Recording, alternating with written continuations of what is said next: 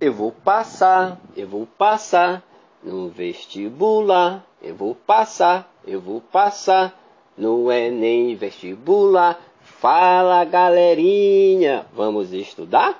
Vamos estudar?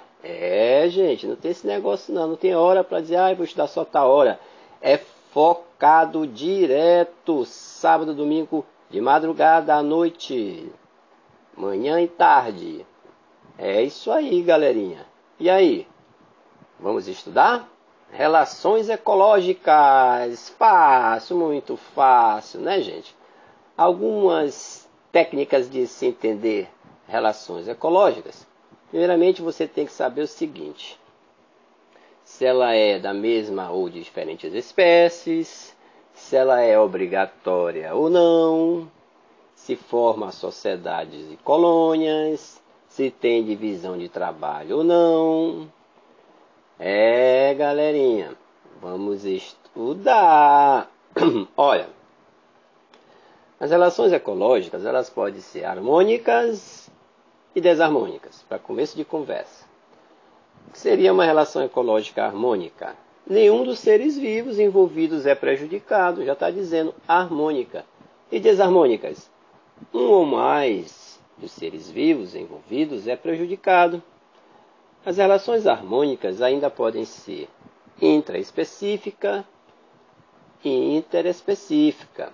Na intraespecífica, é aquela que ocorre entre indivíduos da mesma espécie. Intraespecífica também é chamado de homotípica.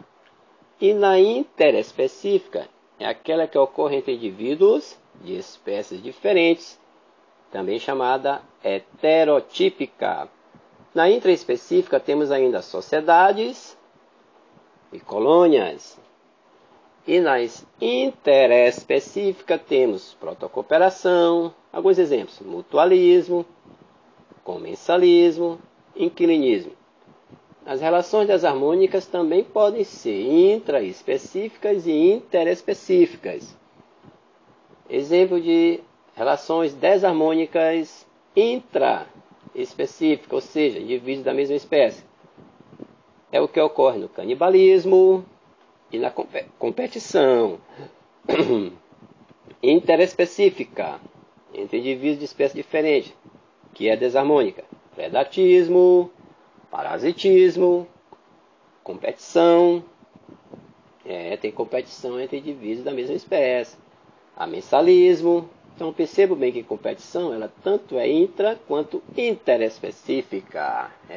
Galerinha, vamos estudar, que o Enem está chegando e o vestibular também.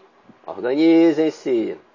Olha, as sociedades é uma forma de relação harmônica em que seus integrantes eles são anatomicamente separados. Isso aí. Em muitos tipos de sociedades, como as heteromorfas, há uma nítida divisão de trabalho, tipo castas, entendem? E diferenciação morfológicas, heteromorfas, diferenciação morfológica de seus integrantes. Quer ver um exemplo? Cupins, formigas e abelhas formam castas. Então é sociedade de formigas, de abelhas, de cupins. Bom, alguns autores consideram a existência de sociedades isomorfas, em que os indivíduos são semelhantes e não há uma nítida divisão de trabalho. Tipo, os cardumes, aí é coletivo, gente. Alcateias, bandos, as manadas. Então esses aí são isomorfas, certo? Sociedades isomorfas. Eles são semelhantes e não há uma nítida divisão de trabalho. Beleza? Pegadinha. Muito bem. O que mais que a gente pode estar comentando aqui para vocês nessa aula? Em determinadas épocas ocorre o voo nupcial. Veja bem, a rainha ela copula com alguns zangões durante o voo nupcial, fazendo amor, né? Lá só no espaço, voando, né, gente? Os espermatozoides dos zangões são armazenados numa estrutura denominada espermateca. de volta à colmeia, a rainha ela amadurece seus óvulos e ocorre fecundação. O que acontece? Os ovos são depositados em alvéolos especiais da colmeia.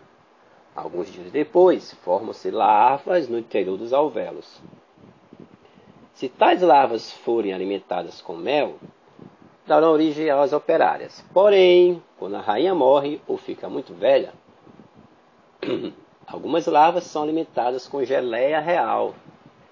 E essa geleia, ela contém feromônios e se transforma em novas rainhas. A primeira rainha que se desenvolve acaba destruindo as outras larvas aspirantes à rainha. Ela que manda no pedaço.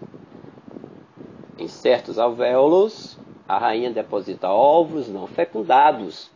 Veja bem, em certos alvéolos, a rainha deposita óvulos não fecundados por partenogênese, dando origem aos zangões.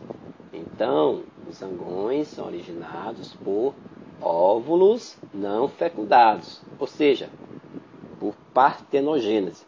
Gente, alvéolos são aquelas casinhas, né, colmeiazinhas das abelhas, que elas fazem ali, né, que elas constroem.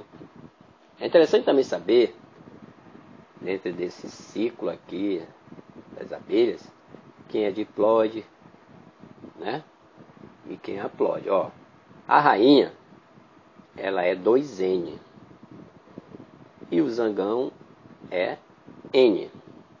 Operária 2N, entenderam? Aí tem os espermatozoides que é N, os óvulos que é N, dentro do ciclo, né? É a fecundação, forma o ovo, o zigoto que é 2N, certo? Muito bem, são dicas aqui para vocês ficarem ligados aí em alguns detalhes de relações ecológicas. Beleza? Muito bem. Olha, falar aqui um pouco também da Sociedade dos Cupins. Há cerca de 2.200 espécies já catalogadas de cupins. Gente, muitas das vezes a gente pensa que cupins é só uma espécie. Já são cerca de 2.200 espécies catalogadas de cupins. Aí entra a nossa taxonomia, muito campo ainda para quem quiser ser um biólogo pesquisador. Apresenta alimentação variada, eles alimentam couro, lã, excrementos, madeira. Podemos identificar na sociedade de cupins uma rainha, fêmea fértil, e um rei, macho fértil, além de numerosos soldados, certo? E os operários, né? Normalmente, a chamada revoada ou voo nupcial ocorre no final da tarde. Porém, o casal real, ele só copula no solo. Olha aí, gente, só no solo que acontece. Após terem perdido suas asas. O casal real abriga-se no solo, em tocas, fendas. A rainha sofre hipertrofia do abdômen. Isso aqui é interessante. O abdômen da rainha, do cupim, acho que eu fiz um post sobre isso aí, fica muito dilatado. Se não tiver no WhatsApp, está no grupo do Face de Amantes da Biologia. Fica extremamente dilatado o abdômen da rainha. Grande, repleto de ovos, são cerca de milhões de ovos. Ocorre então a postura de milhares de ovos, né?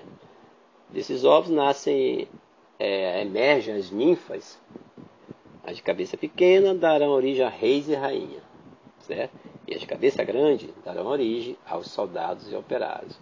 O casal real, geralmente, ele fica confinado na Câmara Real. E lá copulam durante toda a vida. São algumas curiosidades dentro das relações ecológicas, gente, tá? Voltando aqui às relações intraespecíficas. Colônias. Trata-se de uma forma de relação harmônica em que seus integrantes são anatomicamente unidos ou fusionados. Pode haver ou não uma divisão de trabalho entre os integrantes da colônia. Esses dois tipos de colônia. Existem dois tipos de colônias. As isomorfas e as heteromorfas. As isomorfas, todos os integrantes têm o mesmo formato corporal. Quer ver um exemplo? Bactérias, corais, as esponjas. E as colônias heteromorfas, as diferenças morfológicas entre os integrantes, as caravelas, as ovelhas, etc. Fechadinho? Muito bem, esse é o primeiro áudio de relações ecológicas.